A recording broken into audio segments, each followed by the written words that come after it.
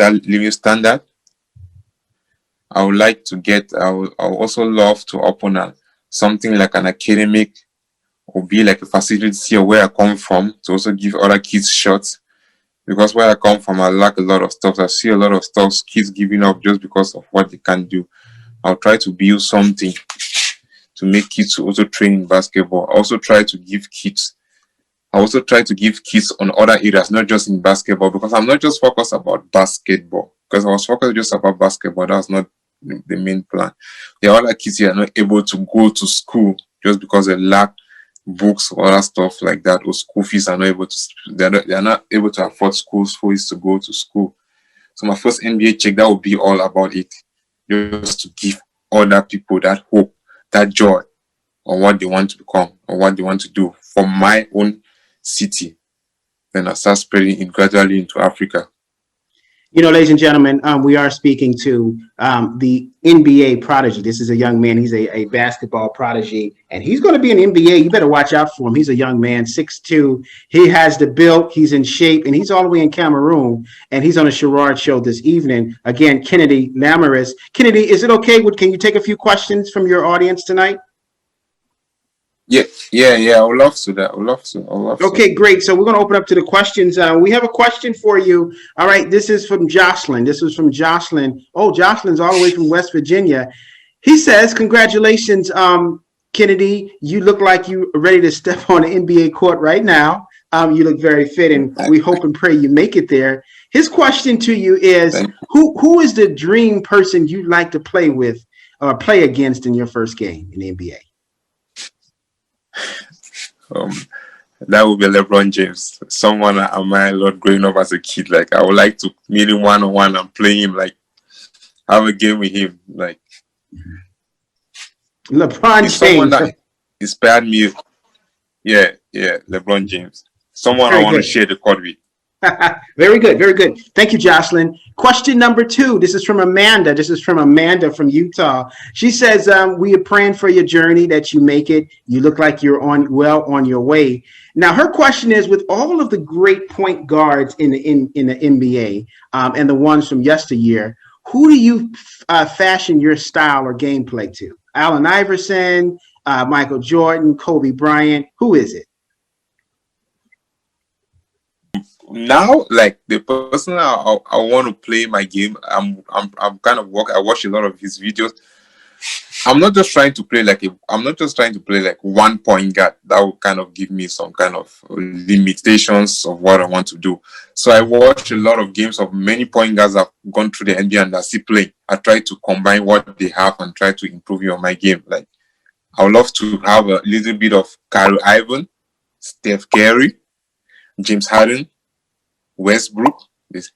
So I'm just trying. I don't want to be like one point guard. I want to be my playing style to be like one point guard. I'm just trying to combine a little bit of this, a little bit of that, and trying to improve my game.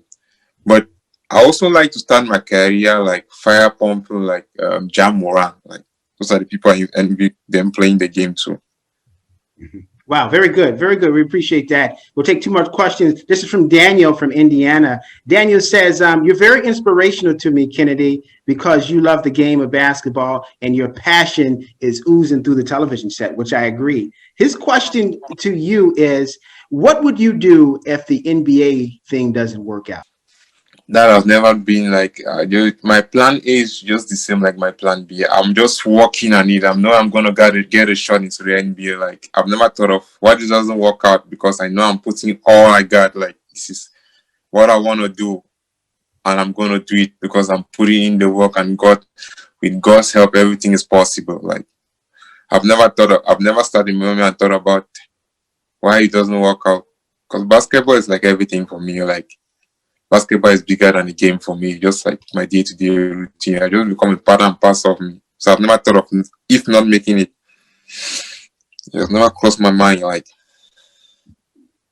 very good. All right, we'll take one last question. This is from Eric. From Los Angeles. Eric says, yes, I'm a fan of yours already because your passion is so incredible. can you get him some free tickets when you make it? Now, come on, Eric. He can't get you any free tickets until he makes it. But very good. But Eric's question to you is, what are you going to do to remain humble? Because so many players start off saying what they're going to do, but when they get all this money, all of a sudden they forget their plans. What are you going to do to remain humble? I'm just going to stay focused and kind of, I already said from the beginning where I come from, where I've gone through, like being in Africa and being in a war zone and dodging bullets every day just to fight for my dream has taught me a lot of things, not just all about basketball, as a human being, as a person. And that's what I'm going to take to the NBA. That personality that came from Africa, from that kind of war zone and everything of, yes, kind of, that's what I'm going to keep in the back of my mind. Every game I go to play and everything I go, just keep on reminding me, Kennedy, you're from Africa and you know all the stuff that's going on in Africa and stuff like that. So that's what is going to be in my mind from day one of my games to the last day I finished playing and everything. So being humble is what I'm going to keep from day one to the end. Just keep on reminding, Kennedy, you need to know where you come from. Because when you start losing that focus, when you lost that focus of where you come from, you're still losing your personality and the person you want to become. Now, this last question, these questions are really blowing up, but we'll do this last question from Miller. This is from Miller. This is from Miller from Chicago. His question is to you. Just mentioned how you dodge bullets every single day. Is there a time frame when they start flying, or you just hear them and have to dodge? There's no time frame when you have to dodge a certain stuff. You just come somewhere random. Some days, it's not just like something happens every day. You have some days that are kind of not that kind of real serious, like they can be shooting it far away from the court. You're kind of at the court and you're hearing the sounds far away. But sometimes are closer to the court. There's some days that like on your way home. There comes a time that I'm leaving the court. On my way home, I can like, let me say you're living somewhere down like 3 kilometers straight to where you live. You don't need to take a bend or certain stuff like that. But due to the shooting and stuff around my way home, I have to go round and round and round. I can spend like close to 3 or 4 hours to get home, just fighting for my own safety. Yeah. So it's not just like something that's been, it's not just like something that's been programmed that today. No, it's something like day to day. You don't know what tomorrow holds for like for your place. Like you don't know what tomorrow holds. Like, oh my goodness, this is breaking today morning. I have to go to the court. I don't know what today holds for me. I can be leaving to the court and something happens on the way. I'm not able to reach to the court, or on the court something happens. There's no way for me to reach. But just thank God He has been keeping me safe from day one. Like I know He has a purpose for my life and a plan, so I just need to stick to it and keep on working. Amen. Well, Kennedy, my question to you is, what do you do to keep yourself motivated when you hear the gunshots even before you get outside, and you know you got to train? What's the thing that keeps you motivated in the midst of what's around you?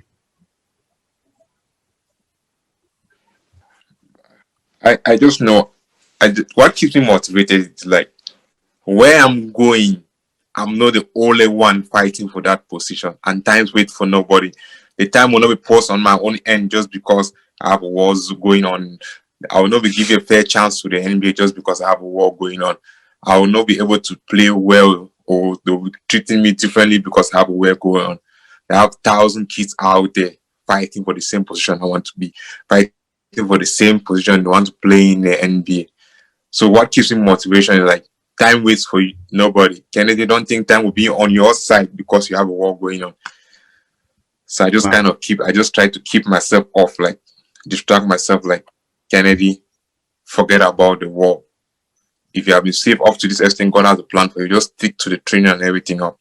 Because I know that a lot of kids out there want to play in the NBA and they are working their ass off like day in, day out.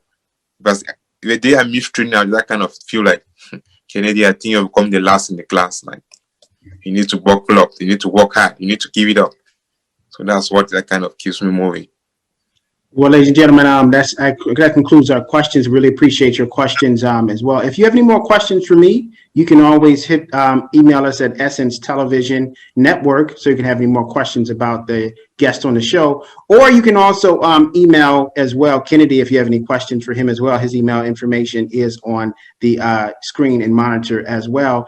But make sure you definitely check out and subscribe to our newsletter as well, Essence Television Network, or just email us at essencetelevisionnetwork@gmail.com, and you can be able to subscribe to the newsletter. Once Kennedy makes it to the NBA, we will be featuring him in the newsletter and writing a nice article for him as well. Now, Kennedy, with the NBA currently watching right now in this episode, tell them something, give them something that they can hear or see about you besides the footage of you working out, but something that's going to let them know we need to fly this man from Africa to get his audition here in California. Please tell us.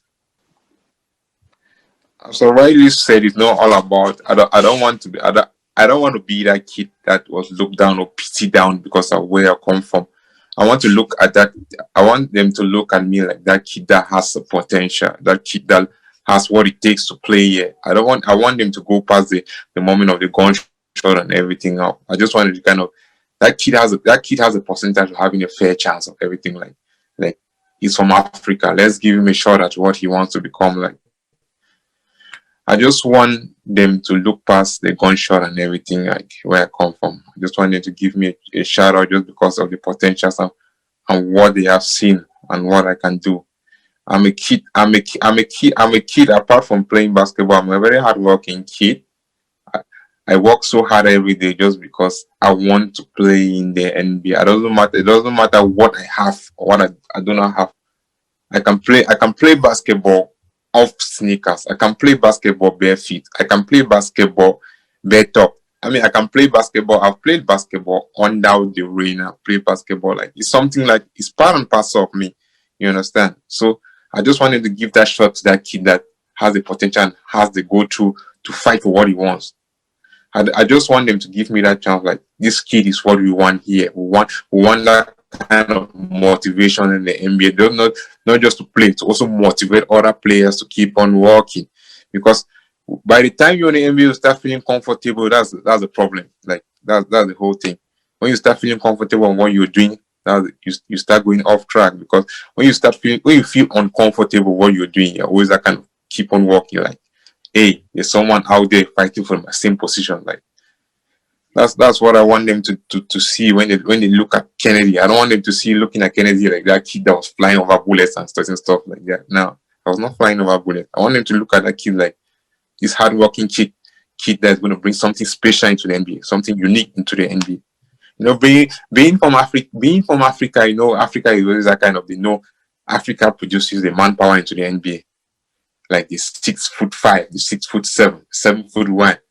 I just want them to look at that kid, not from the height or everything, that potential the kid has. Like, from Africa, playing the point guard or shooting guard is something that kind of, it's difficult to see these days from Africa. Africa is always noticed for the center players, the small forwards, or the power forward players. So I just want them to give a shot to that kind of a kid with the potential he has, or what they see out of the shooting and everything. And when you make it, Kennedy, you make sure that you are on the Sherard show first. So you make sure you let everybody know who got you on NBA here at the Sherard show. That's what I want you. Can you promise me that? For sure, I'm for sure. Before I even go, like, I would like to thank Cassie and Jimmy for getting me to know the Sherard show and everything. I want to shout out to them. And I also promise I'm going to make it, as I make it to the NBA, Sherard show, I'm going to show up there. Not just because of you asking. I just want to thank you guys for using your platform to push me out there. Like, it's something I had in mind. I never knew how to say it, but you asking is something I'm not promising. I'm telling you I'm going to be on the Sherard show if you let me be. Like, it'll be up to you. Like, if you let me be, I'm going to show up. We really appreciate you so much. And we know you're going to make it, Kennedy. And we're so excited. And believe you me, I hope you're out here playing for the Lakers so I can come to every game and interview you after every game, sitting there beside LeBron James. Today is January 31st in Los Angeles. And this is, you heard it first. You saw him first here, Kennedy Lamiress on the Sherard Show. Definitely tune in, subscribe to Essence Television so you can be able to see this episode as well. And then know, ladies and gentlemen, that this is the gentleman that's going to be there. He's humble, he has the attitude, and he's going to make it to the NBA, God willing. And we're so excited for him. We thank